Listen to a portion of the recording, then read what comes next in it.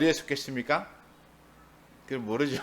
그냥 기준도 없이 어디에 속했냐 물으면 대충 짐작해서 나는 이쪽 저쪽 사람들은 이렇게 자기가 좋아하는 곳을 얘기해요. 나는 대한민국 사람입니다. 또는 나는 또 어디 집안 사람입니다. 뭐 이런 것도 있고 나는 또 어디 소속되어져 있습니다. 이런 갖가지 이야기들을 할 수 있는데 그런데 우리 예수 믿는 사람들이 속해야 되는 위치는 세상의 사람들이 말하는 것과는 좀 다르죠. 세상 사람들은 이 세상 속에서 어떤 기준을 정하고 그 어떤 무리에 속하기를 원해요. 다시 말해서 이 세상에서 좀 더 엘리트 계층이나 특권 계층이나 또는 소위 말하는 저 강남에 속해 있는 그 계층에 속하는 사람들 그런 거에 속하고 싶은 사람들이 또 많아요.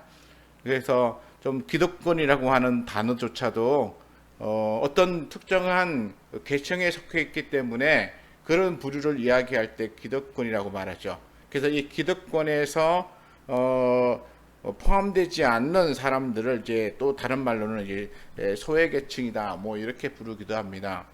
사람들은 누구나 다 이런 어떤 특정한 곳에 속해요. 자기가 원하지 않아도 속해요. 내가 원해서 속하는 것도 있지만 내가 원하지 않아도 어떤 부류에 속하기도 합니다. 그렇다면 정말 우리 예수 믿는 사람들은 어디에 속해야 하는가? 간단해요. 우리 너무나 잘 알고 있어요. 제가 새삼스럽게 어디에 속하십니까? 라고 물은다고 해서 달라질 건 없지만 그러나 간혹 우리가 어디에 속해 있는지를 잘 모르시는 분들도 교회 안에 들어 계시더라고요.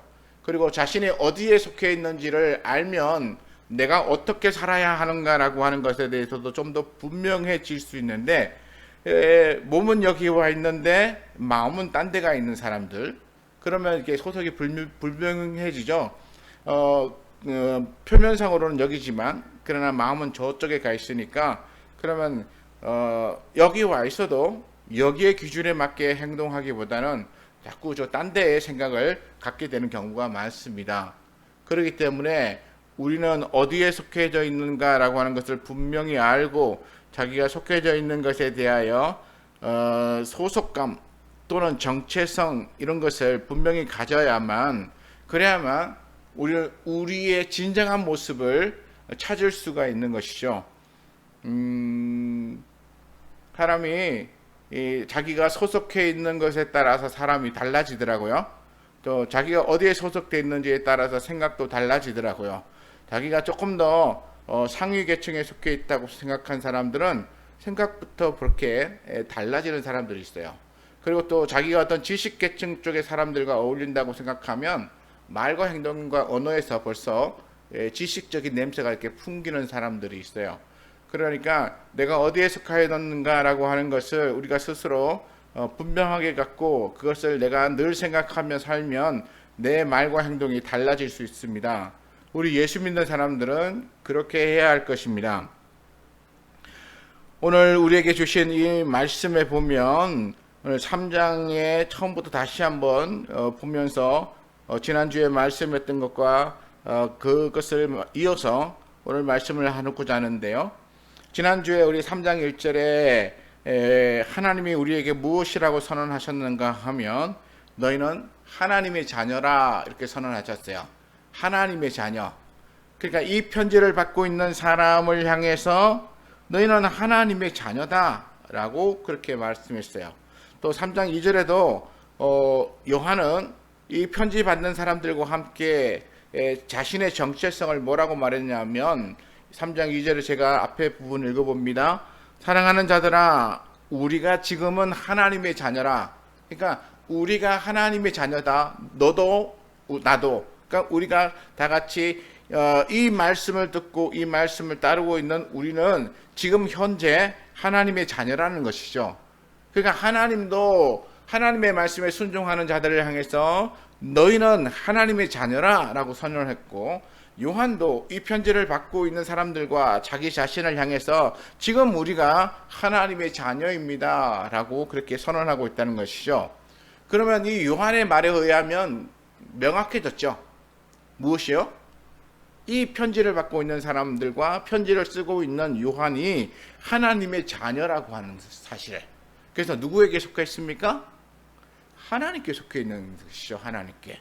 그래서 하나님께 속해 있다고 하는 것을 분명하게 해줌으로써 이들이 갖게 되는 것은 또 무엇이냐면, 하나님의 자녀인 사람들은 하나님을 향하여 소망을 갖게 되어 있어요. 하나님을 향하여 소망을 가진다는 것이 3절에 나와 있는데요, 주를 향하여 이 소망을 가진 자마다 라고 말합니다.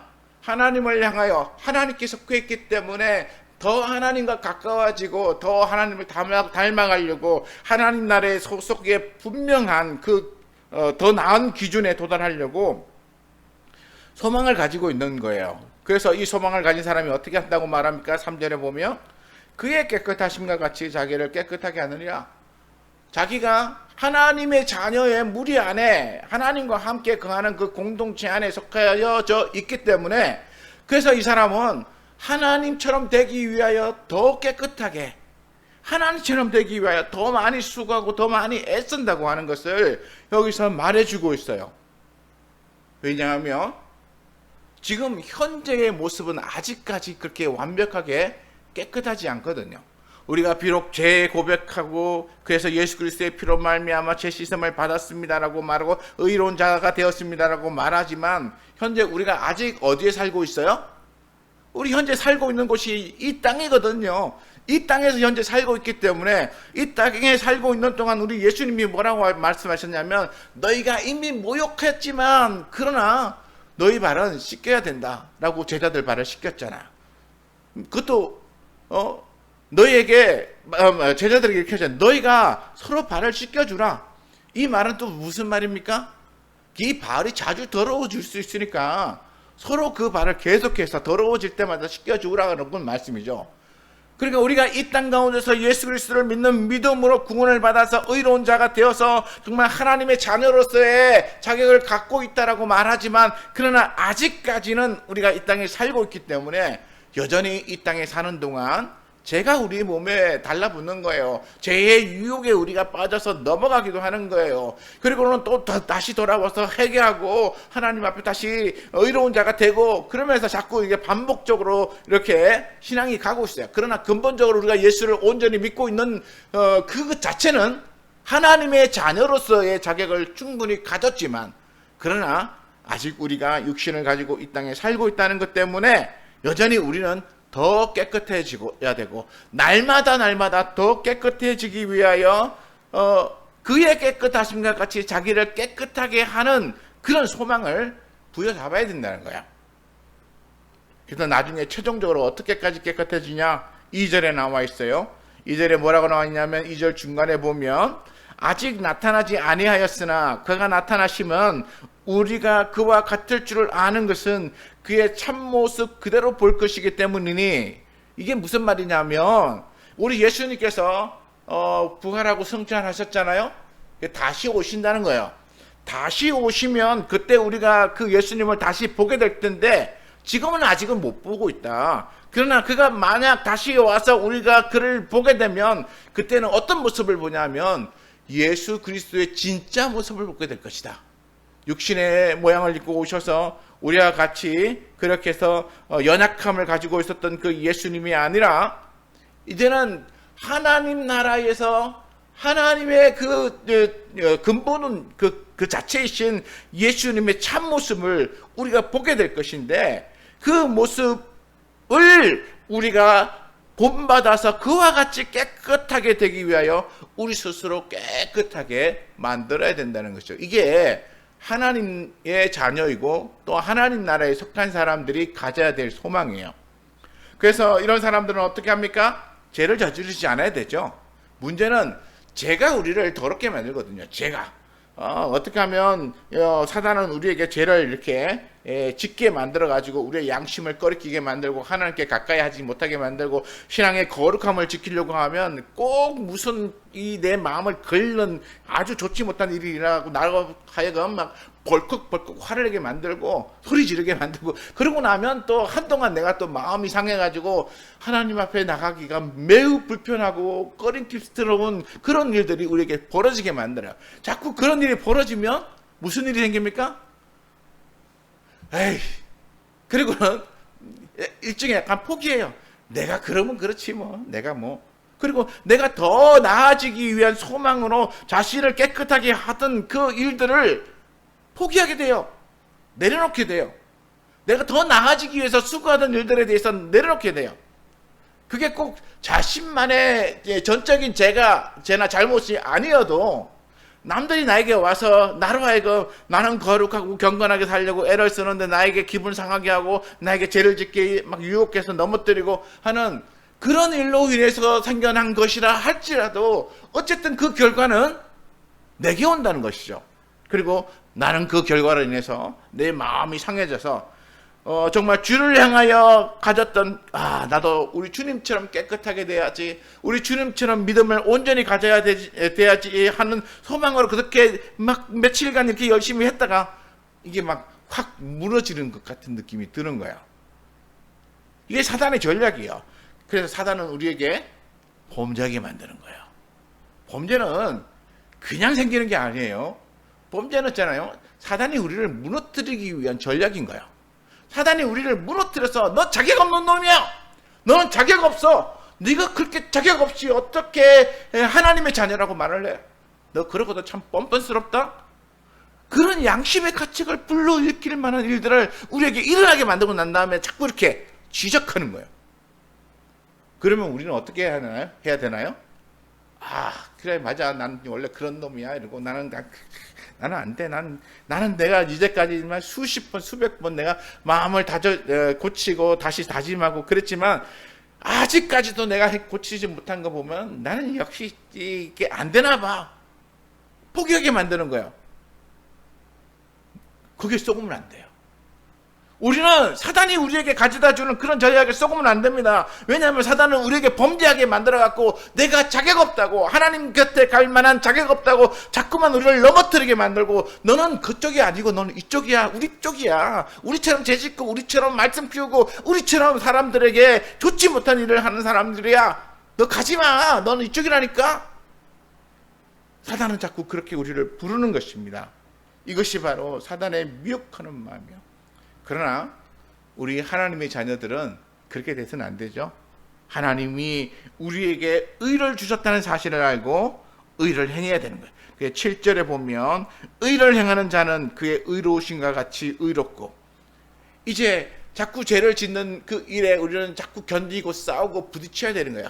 그러면서 범죄하지 아니하고 미혹에 넘어가지 아니하고 의를 행하기 위하여 자꾸 견디고 그렇게 노력해야 하는 것이죠. 8절에 보면 죄를 짓는 자는 마귀에게 속하나라고 말하고 있습니다. 마귀는 처음부터 범죄합니다. 그렇기 때문에 마귀에게 우리가 따라가면 우리는 그 다음부터 뭘 하게 돼요?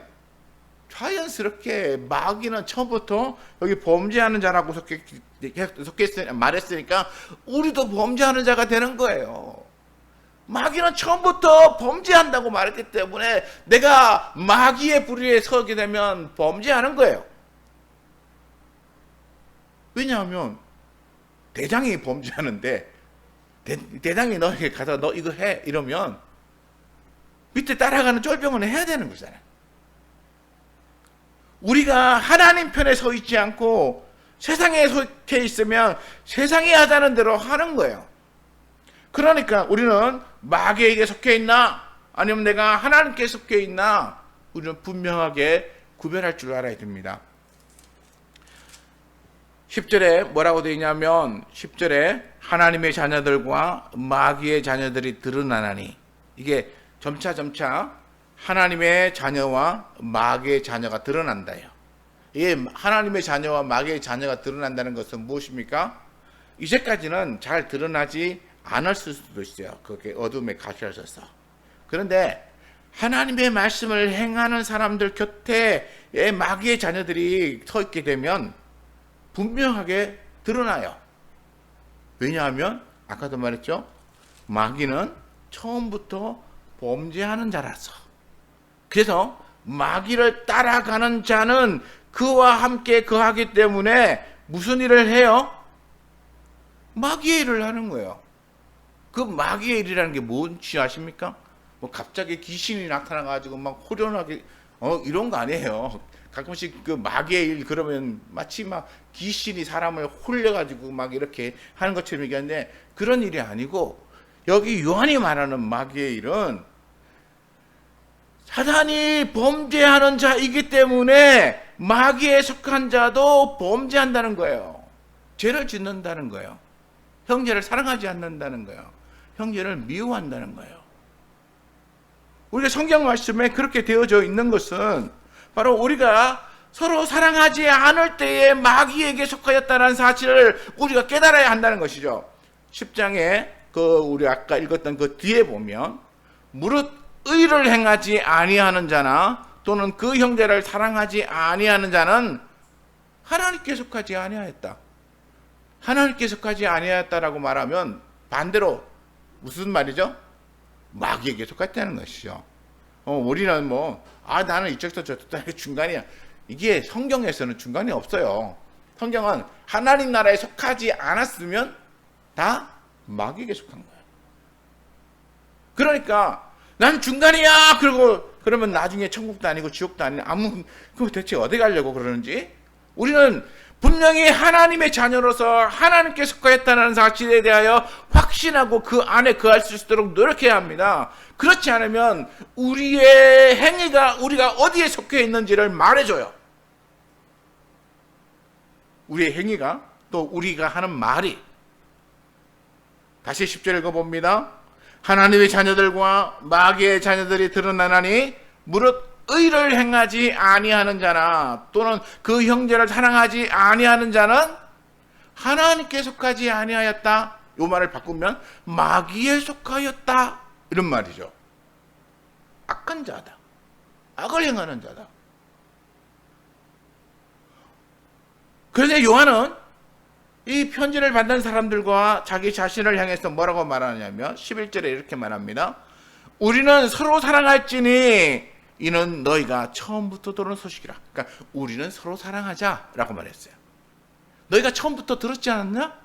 너희가 처음부터 들었잖아. 그러니까 우리가 처음부터 들은 그대로 우리는 서로 사랑하자. 다시 말해서 무슨 말입니까? 우리가 서로 사랑하는 것으로 우리는 하나님께 속하였다는 것을 우리 스스로 인정하고 받아들이자는 거예요. 우리 스스로 야 너도 사랑하고 우리도 사랑하고 그렇게 사랑함으로써 우리가 하나님께 속하였다는 것을 우리가 스스로 드러내어 보여주자는 거예요. 사람들은 겉으로 내가 막 이렇게 어느 편에 속했다라고 그래서 어느 그룹 안으로 내가 싹 들어가 있지 않으면 내가 어느 편이 아닌 어느 편이다라고 하는 것이 사람들에게 안 드러날 것 같지만 그러나 하나님의 나라는 있잖아요.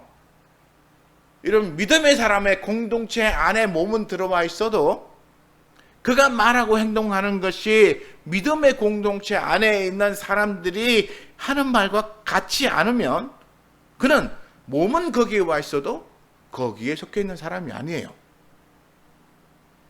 우리 하나님의 나라는 여기까지 쭉 선을 그어놓고 이쪽에 들어와 이쪽에 들어와 이쪽에 들어온 사람은 하나님 나라에 속한 사람이고 저쪽 가는 사람들은 마귀에 속한 사람들이야.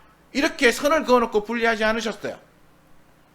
하나님이 그어놓으신 선은 이런 어떤 사람들의 눈에 보기에 어떤 그룹에 속하여서 있는 선이 아니에요. 하나님이 그어놓은 선은 딱 한 가지죠. 네가 내게 속한 자냐? 그러면 내 계명을 지켜 행하라. 근데 그 계명이 뭐예요? 그 계명이 내가 너희를 사랑한 것 같이 너희도 서로 사랑하라는 거죠. 하나님의 계명은 그거예요. 내가 너희를 사랑한 것 같이 너희가 서로 사랑하라. 너희가 서로 사랑하면 이로써 너희가 내 제자인 줄 알리라. 너희가 서로 사랑하며 너희가 내 안에 내가 너희 안에 또 내가 아버지 안에 있는 것 같이 그렇게 말씀하셨어요. 우리가 서로 사랑함으로써 우리는 하나님 안으로 들어가서 하나님에게 속하여진 자가 되는 거예요. 내가 몸이 어떻게 소속 나는 여기다가 이렇게 써붙이 전혀 그런 거 필요 없이 우리가 하나님께 속하였다는 거 하는 딱 하나는 우리가 서로 사랑하자. 지금 요한이 11절에서 우리는 서로 사랑하자. 그러므로써 우리는 하나님의 자녀인 것을 드러내자라고 말합니다. 14절에 오늘 읽지 않았지만 14절 봅니다. 우리는 형제를 사랑함으로 사망에서 옮겨 생명으로 들어간 줄을 알거니와. 여기 뭐라고 되어 있습니까? 우리 예수님을 사랑함으로 이렇게 안 되어 있죠? 하나님을 사랑함으로라고 되어 있지도 않죠? 뭐라고 되어 있습니까? 형제를 사랑함으로 우리가 어디로 옮겨간다고요? 사망에서 생명으로 옮겨간다. 그래서 우리가 형제를 사랑했기 때문에 우리는 벌써 사망에서 생명으로 옮겨간 자다라고 요한은 그렇게 이미 선언해 주고 있어요. 내가 내 이웃을 사랑하고 내가 내 교회 공동체에 속해져 있는 누군가를 사랑하고 그래서 그 사람들을 위하여 우리 예수님이 사랑하신 것처럼 사랑하면 우리가 거기에 속하는 거예요. 16절에 보면 그가 우리를 위하여 목숨을 버리셨으니 우리가 이로써 사랑을 알고 라고 말했어요. 그가 우리를 위하여 목숨, 이게 무슨 말인지 딱 아시죠? 딱 들어보니까 예수님이 우리를 위하여 자기 자신을 십자가에 못 박아서 죽으셨어요. 그러니까 우리를 위하여 자기의 목숨을 버리신 것이죠. 그래서 이 요한은 그 십자가에 못 박힌 예수님을 바라보면서 그리고 예수님이 얼마나 자기 자신과 그리고 또 예수 믿는 사람들을 사랑하셨는지에 대하여 절감하고 있었어요. 그리고는 그 사랑을 보고 내가 그 사랑을 알았다. 그래서 16절에 또 보면 우리도 형제들을 위하여 목숨을 버리는 것이 마땅하니라. 그러니까 예수님이 우리를 위하여 자기의 목숨을 내놓고 버리는 것을 보았기 때문에 우리도 예수님처럼 누군가를 위하여 우리 목숨을 버리는 사랑을 해야 하는 것이다라고 말하고 있는 거예요. 우리가 지금 당장은 누구를 위하여 죽을 수 있는 건 없잖아요. 그러면 우리는 그 사랑에 미치지 못하는 거 아닌가 생각되지만 그러나 우리가 만약 그렇게 해야 될 때가 온다면 우리가 정말 누군가를 위해서 목숨을 버리면서까지 사랑해야 할 것입니다. 그러나 우리가 그 정도까지 우리의 상황이 우리에게 오지 않는다면 우리는 평소에 누군가를 향하여 사랑의 말이나 사랑의 마음이나 사랑의 행동을 보여야 돼요. 17절에 이렇게 나와요. 그 단편적인 예로 요한이 아주 간단하게 설명했는데 누가 이 세상의 재물을 가지고 형제의 궁핍함을 보고도 도와줄 마음을 닫으면, 그러니까 우리가 살아가면서 내가 돈이 좀 있어요, 여유가. 그런데 내 자기 주변에 아주 궁핍하고 가난한 사람이 있었어. 너무 가난한 사람. 근데 그 가난한 사람이 있는 것을 뻔히 보면서도 그 사람을 도와줄 마음을 이렇게 닫아버리면, 그럼 뭐라고 말합니까? 하나님의 사랑이 어찌 그 속에 있겠느냐? 하나님의 사랑이 어떻게 그 사람 안에 거할 수 있겠느냐라고 말해요. 하나님의 사랑이 그 안에 없다는 얘기는 무슨 얘기입니까? 이 사람은 하나님께 속한 사람이 아니라는 것이죠. 우리 아까 말했잖아요. 14절에 형제를 사랑함으로 사망에서 생명으로 옮겨간 줄을 알거니와, 그리고 그 다음번에 보면 사랑하지 아니하는 자는 사망에 머물러 있느니라. 그러니까 사랑하는 사람은 그 사랑한 것 때문에 사망에서 생명으로 자리를 이동을 한 거예요. 이렇게 사랑한 것 때문에, 그 사랑이 그 속에 있기 때문에 자리 이동을 해서 사망에서 생명으로 자리 이동한 것이죠. 완전히 위치 이동한 거예요. 그런데 사랑하지 않는 사람은 그 속에 사랑이 없기 때문에, 그 사랑이 없는 것 때문에 이렇게 이동되어져 갈 수 있는 기회를 얻지 못한 거야. 여전히 그 자리에, 사망의 자리에 머물러 있는 거예요. 근데 형제를 도와줄 수 있는 그 물질을 가지고 있음에도 불구하고 어떤 형제의 궁핍함을 보고도 남의 일처럼 생각하고 도와주지 않으면, 그러면 그 사람은 그 안에 사랑이 없기 때문에 이 사람은 어떤 사람이에요? 여기서 여기 옮겨갈 만한 자격을 못 얻은 거예요. 하나님은 그 안에 사랑이 있는 것을 보고 사랑이 있는 자들만 여기서 사망에서 생명으로 옮겼는데, 도와주지도 않고 그렇게 하면 여기서 어떻게 이쪽으로 옮겨줍니까? 하나님의 생명이 그 안에 없는 거예요. 하나님의 사랑도 그 안에 없는 거예요. 그리고 우리 믿음의 사람들은 바로 여기에 나와 있는 이 말씀인 주의 계명, 곧 그 계명은 내가 너희를 사랑한 것 같이 너희도 서로 사랑하라. 어떻게 사랑하냐?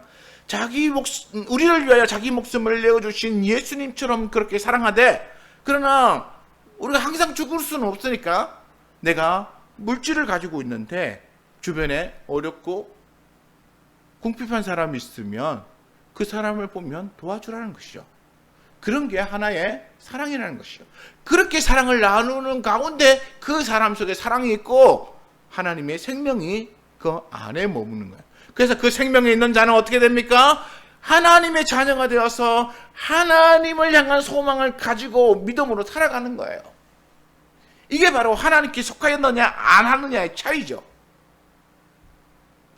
그러면 세상에 속해 있는, 마귀에 속해 있는 자들은 나타나는 표정이 어떤 것입니까? 나타나는 표징은 이런 것입니다. 아까 제가 읽었던 10절 다시 한번 읽어보면, 무릇 의를 행하지 아니하는 자나 또는 그 형제를 사랑하지 아니하는 자는 하나님께 속하지 아니하나니. 이런 사람들은 어디에 속했다고요? 12절에 가인과 같이 하지 말라. 그는 악한 자에게 속하여. 가인은 악한 자에게 속했다고 말해요. 가인은 누구를 사랑하지 않았습니까? 그의 동생 아벨을 사랑하지 않았어요. 그리고 난 다음에 그 아벨을 죽였어요. 그 아우를. 그래서 그 아우를 죽였으니 어떤 이유로 죽였느냐? 그 죽인 이유가 아주 참, 이런 걸로 사람 죽여야 되나 싶을 정도야. 자기의 행위는 악하고 그의 아우의 행위는 의롭기 때문이다. 우리 이 말만 들으면, 아니 왜 가인이 자기가 반성하고 자기 행동을 고치면 되지, 왜 자기는 안 고치고 그렇게 의로운 동생을 죽이는 거야? 우리는 그렇게 생각하잖아요. 그런데 악한 자의 무리에 속한 자들이 되어보면 있잖아요, 생각이 달라지는 거예요. 상대방에 대한 이해와 배려심보다는 증오가 나타나는 거예요. 그리고 굉장한 공격적인 행동들이 나타나는 거예요. 왜 그렇겠습니까? 아까 우리가 읽었죠?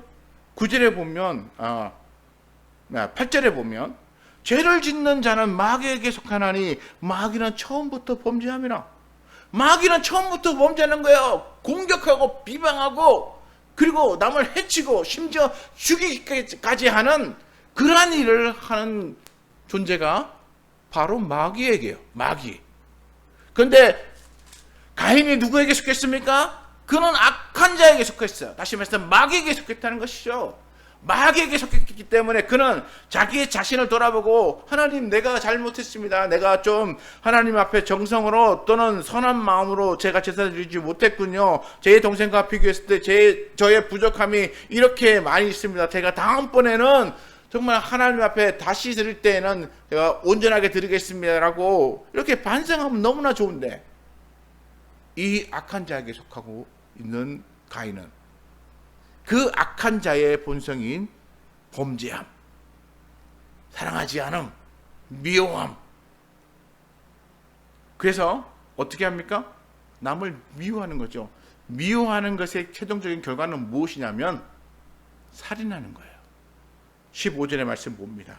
15절에 그 형제를 미워하는 자마다 살인하는 자니 살인하는 자마다 영생이 그 속에 거하지 아니하는 것을 너희가 아는 바라.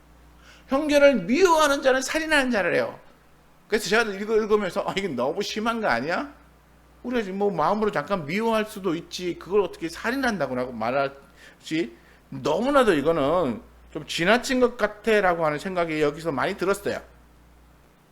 그런데 우리가 한 가지 잊어버리면 안 되는 것은 뭐냐면 이 살인하는 최종적인 단계에 이르기 전에 가장 처음 시작은 어디부터냐면 미워하는 단계부터 시작된다는 거예요. 미워하는 것에서부터 시작돼서 점점 커져서 최종적으로 살인하는 단계까지 나와요. 가인이 아벨을 죽이는 것도 마찬가지예요. 그가 아벨을 미워하기 시작했어요. 언제부터 미워하게 됐는지는 성경에 나와 있지 않지만 나와 있는 것만으로 볼 때 하나님께 제사를 드리고 난 다음부터 가인은 아벨을 미워하기 시작했어요. 왜냐하면 여기 보니까 아벨은 의로워가지고 하나님 앞에 제사 드렸는데 하나님이 너무 기쁘게 받으셨어요. 그런데 가인은 의롭지 않아가지고 자기가 어떻게 제사를 드렸는지 우린 정확히 알지 못하지만 어쨌든 하나님 보시기에 부족한 제사를 드렸어요. 하나님이 안 받으셨어요. 그러니까 첫 번째 원망은 어디로 갔겠습니까? 하나님이 안 받으신다는 것에 갔겠죠. 근데 하나님을 어떻게 할 수 없잖아요. 그러니까 어떻게 할 수 없는 대상을 향해서는 어떻게 하지 못하니까 어떻게 할 수 있는 대상에게로 옮겨가는 거예요. 좀 만만해 보이는, 약해 보이는, 이거 내가 틈만 노리면 내가 언제든지 거꾸로 틀을 수 있을 것 같은 대상에게로 우리의 마음이 탁 돌아가는 거야. 그러고 나면 그 사람을 향하여서 우리는 틈을 노리는 거예요. 저놈 내가 어떻게 할 거야. 저놈 때문에 내가 비교를 당했어. 저놈이 저렇게 의롭게 사니까 내가 악한 놈이 된 거야. 나는 내가 큰 잘못을 범하지 않았다고 생각하는데 하나님이 내 걸 안 받으시는 이유는 저놈 때문이야. 그렇게 마음이 돌아가는 거야. 그러고 난 다음에 막 맹렬하게 공격을 하는 거야. 아니면 그게 공격이 안 되면 뒤에 이렇게 숨어 있다가 이 가인이 아벨을 들에서 아무도 보지 않을 때 돌로 쳐서 죽이는 것처럼 뒤에서 몰래 쳐서 죽이는 것이죠. 이게 미워하는 자들에게 나타나는 특징이에요. 미워하는 자들이 갖는 그런 성격이 나타나는 거예요. 그것은 아까도 읽었던 것처럼 8절에 나온 마귀는 처음부터 범죄하는 자였어요. 그럼 마귀에게는 처음부터 선한 것이 하나도 없었다는 것이죠. 마귀는 처음부터 올바르게 행동하고 올바르게 말하고 올바르게 살려고 하는 마음 자체가 하나도 없었던 거예요. 남에 대한 배려와 이해와 용서가 하나도 없었던 거예요. 마귀는 처음부터 어떻게든지 하나님의 것을 꺾어뜨리고 무너뜨리고 파괴하고 그리고 그것을 비웃으려고 하는 그런 마음만 그 안에 가득했지,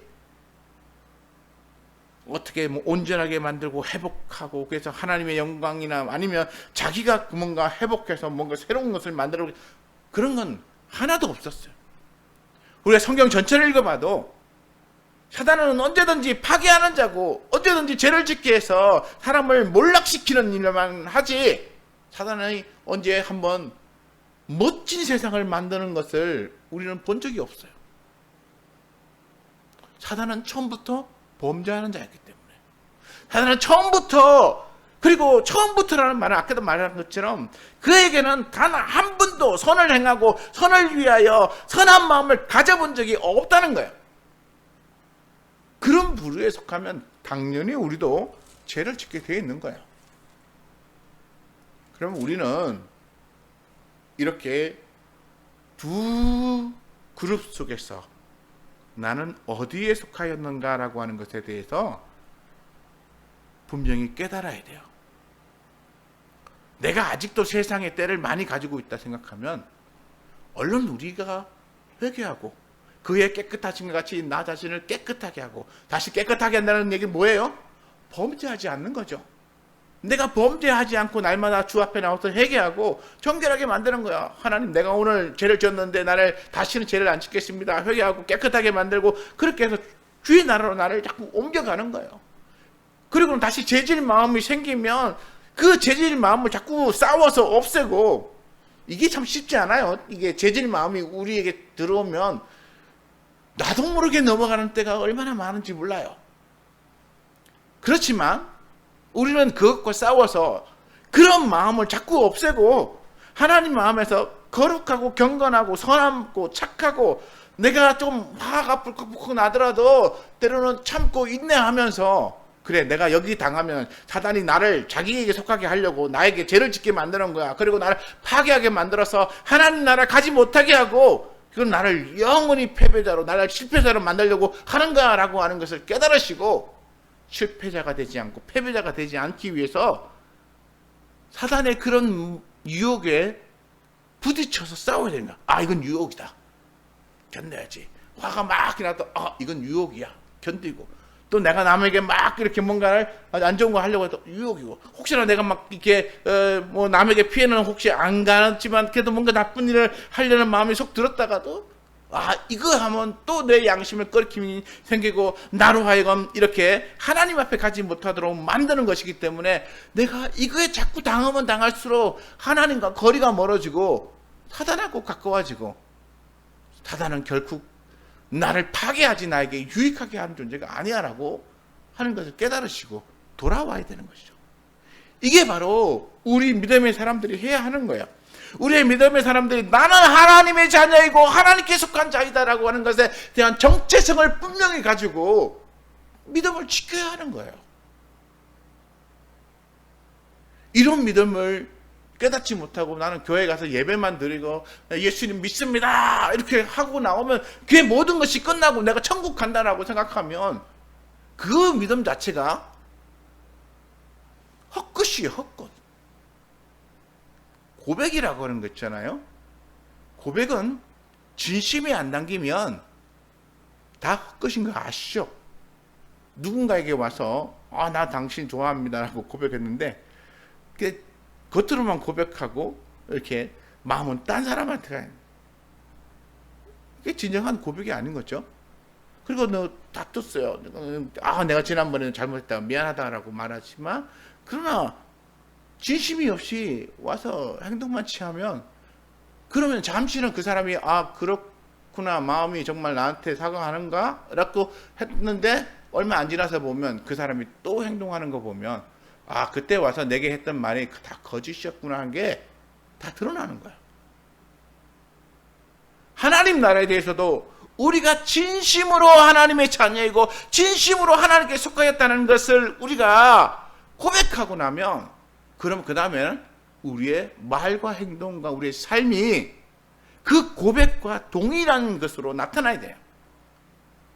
하루가 지나든 한 달이 지나든 1년이 지나든 10년이 100년이 지나도 우리의 말 속에 나는 하나님의 자녀이고 하나님께 속한 자라고 하는 그 고백이 드러날 때에 그게 진짜 하나님의 자녀로 인정되어지는 거예요.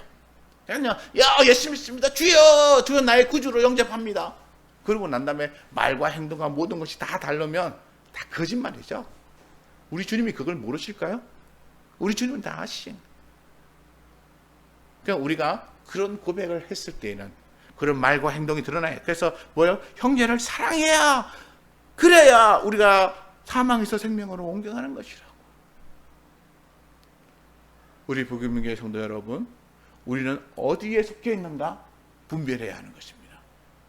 그리고 내가 거기에 속해 있다는 것을 내가 확신했다면 내가 내 말과 행동과 나의 삶이 거기에 속한 자다운 모양 또는 모습을 보여줄 수 있을 때에 우리 진정한 하나님의 자녀로서 그리고 하나님께 속한 자로서의